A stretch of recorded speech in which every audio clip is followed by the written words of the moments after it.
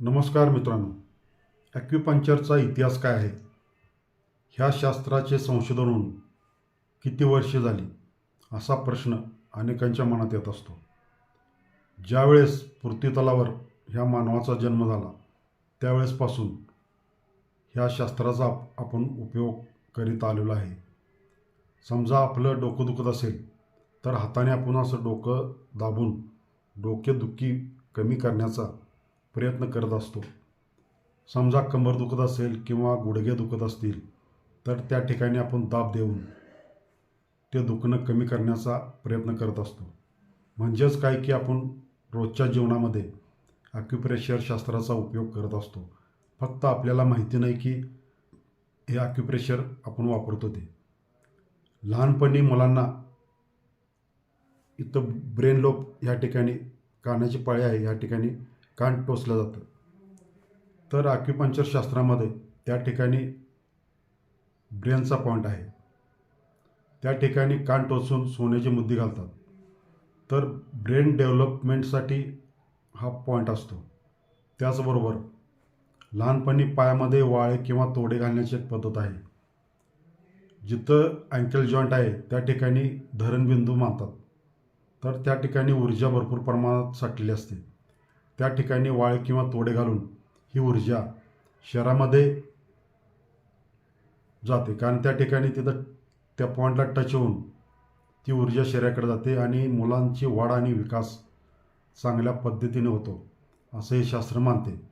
त्याचबरोबर हातामध्ये स्त्रिया बांगड्या घालतात किंवा या हातामध्येच इथं घड्याळ घालण्याची पण एक पद्धत आहे. तर ह्या ठिकाणी सुद्धा इथे धरणबिंदू आहेत. इथे ऊर्जा भरपूर प्रमाणात साठलेली असते. ह्या ठिकाणी टच करून ती ऊर्जा आपण शरीरात घेत असतो. त्याचबरोबर स्त्रिया इथं कपाळावर कुंकू लावतात.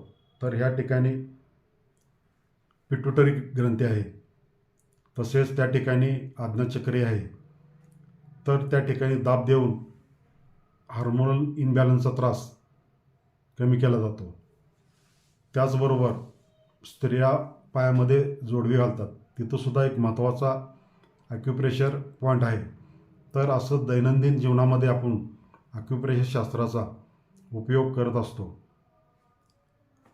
मूळ ह्याचं जे संशोधन आहे ते भारतामध्ये झालेलं आहे, पण दुर्दैव असं की इथं त्या शास्त्राचा विकास झालेला नाही. म्हणून याला TCM ट्रेडिशनल चायनीज मेडिसिन या नावाने सुद्धा ओळखलं जातं. सुमारे 3 ते 4 हजार वर्षापूर्वी, त्यावेळेस आपल्याकडे महाभारताचा काळ होता, त्यावेळेस चीनमध्ये एक सैनिक असं युद्धाला गेला होता. तर युद्धाला गेल्यानंतर बऱ्याच ठिकाणी त्याला असा बाण लागला आणि एका ठिकाणी असा बाण लागला की त्याला त्या बाणाचा उपयोग झाला. तो आपल्या गावाकडे आल्यानंतर प्रत्येकाला बोलावून सांगू लागला की मला जे दृष्टी गेली होती, मला दिसत नव्हतं, ते दिसायला लागलं आहे. लोकांना वाटायला लागलं की हा तर युद्धाला गेला होता, युद्धामध्ये कुठली तरी इजा करून मनुष्य येतो, कुठला तर पार्ट खराब करून येत असतो, पण हा तर सांगतो की मला दिसायला लागलं. लोकांनी त्या सैनिकाला वेड्यात काढलं. तुला काय डोळ्यात दिसायला लागलं नाही, तुझ्या डोक्यावर परिणाम झालेला आहे. पण सैनिक तो काय ऐकत नव्हता.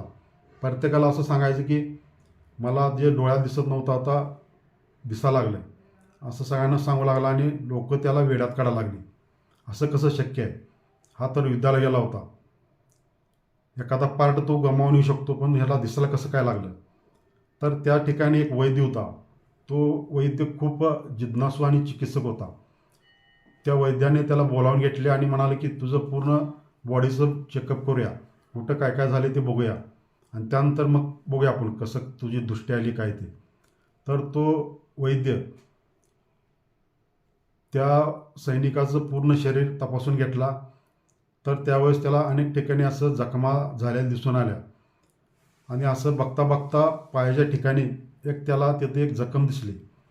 त्या वैद्याला असं वाटू लागलं की खरोखरच इथं काहीतरी आहे, इथं जखम झालेली आहे, त्यामुळे ह्याला दृष्टी एखाद्या वेळेस आली असेल असं त्याच्या मनामध्ये एक शंका आली. म्हणून तो काय केला की ज्यांना ज्यांना डोळ्यांना दिसत नाही अशा एक 8-10 जणांना बोलावून घेतलं त्यांनी आणि ज्या ठिकाणी पायाच्या ठिकाणी तिथं त्याला घाव लागलेला आहे असं त्या बाकीच्या लोकांना ज्यांना ज्यांना दिसत नाही त्या लोकांना तिथं पायावर त्यानं घाव घालायला लागला. आणि चमत्कार असा झाला की ज्यांना ज्यांना दिसत नव्हतं त्यांना दिसायला लागलं. असं बऱ्याच ठिकाणी बऱ्याच जणांना त्यांनी घाव घालून बघितलं की त्यांना दृष्ट्या लागली. मग हा इथं काय झालं म्हणून सांगायचं. त्यांनी तर त्या त्या ठिकाणी जो घाव होता तर त्या ठिकाणी त्यांनी काय केलं ते त्या पॉईंटचं त्याने एक नाव ठेवलं. म्हणजे लोकांना समजण्यासाठी त्यांच्या भाषेमध्ये क्वान मिंग असं त्या पॉईंटचं नाव ठेवलं. गोट्यापासून साधारण 7 बोट्या अंतरावर तो पॉईंट आहे. क्वान मिंग म्हणजे की दृष्टी सुधारणारा बिंदू. तर बरेच पेशंट त्या वैद्याकडे येऊ लागले. तो काही दिवसानं आय स्पेशलिस्ट बनला.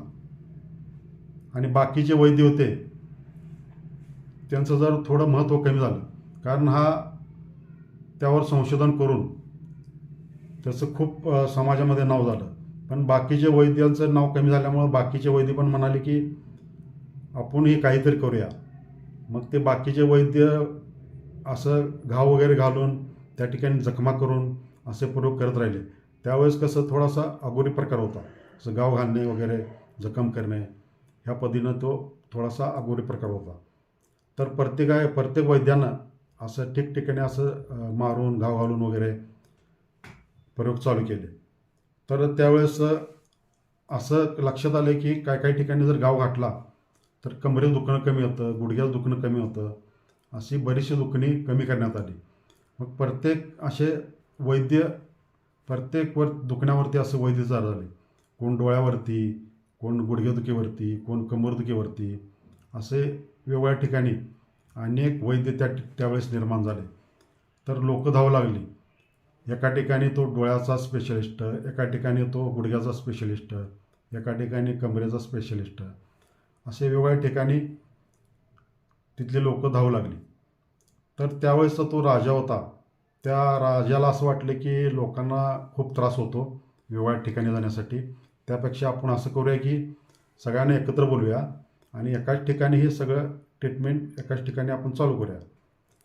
तर राजानं काय केलं तिथल्या सगळ्या वैद्यांना बोलवून घेतलं एका ठिकाणी आणि सगळ्यांना विचारलं कुणी काय काय करते ते पूर्ण सगळ्यांचं काय काय संशोधन आहे ते पूर्ण सांगा. तर वैद्य काय सांगायला तयार नाही, मी काय करतो किंवा माझं संशोधन काय आहे कोण कोणाला सांगायला तयार नाही.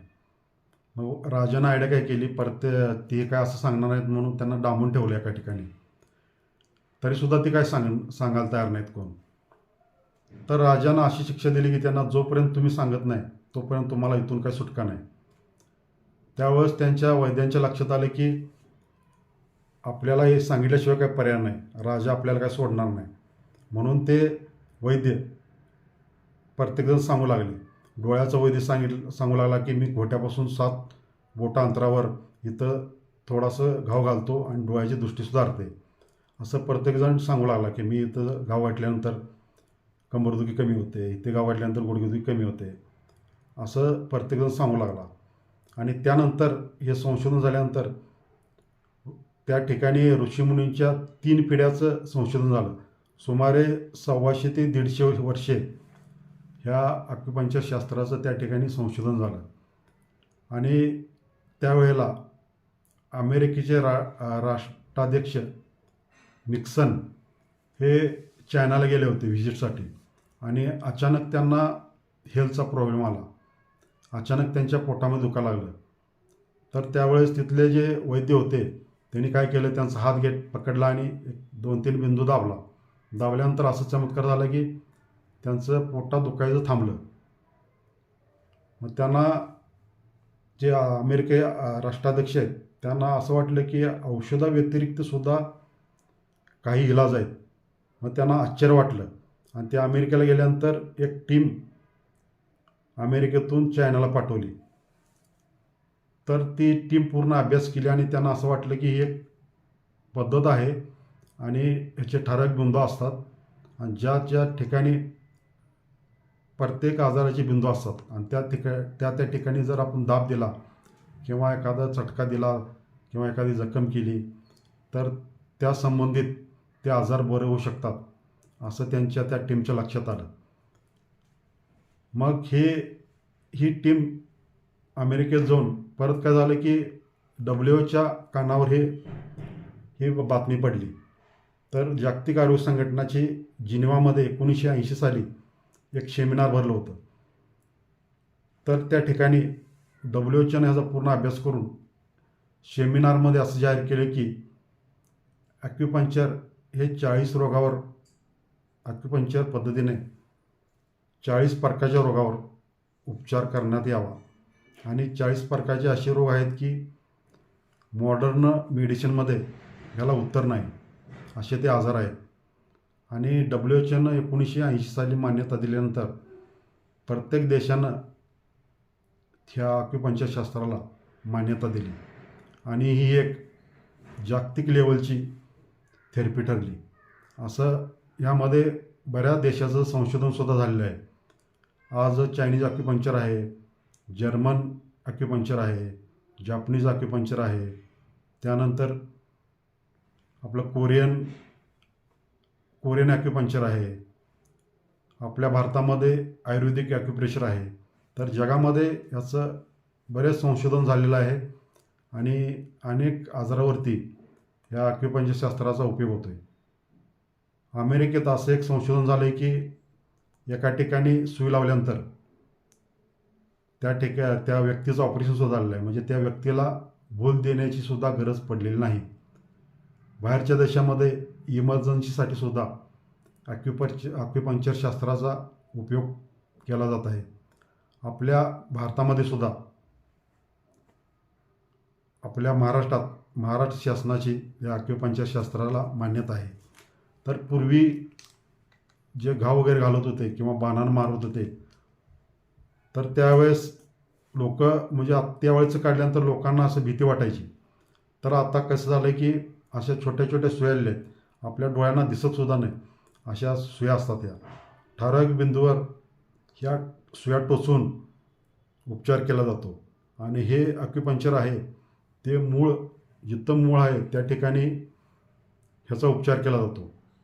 मुळावर ॲक्युपंक्चर शास्त्र कसं काम करतं ह्या पुढच्या व्हिडिओमध्ये तुम्हाला पाहायला मिळणार आहे. तर पुढचा व्हिडिओ नक्की पहा. धन्यवाद मित्रांनो.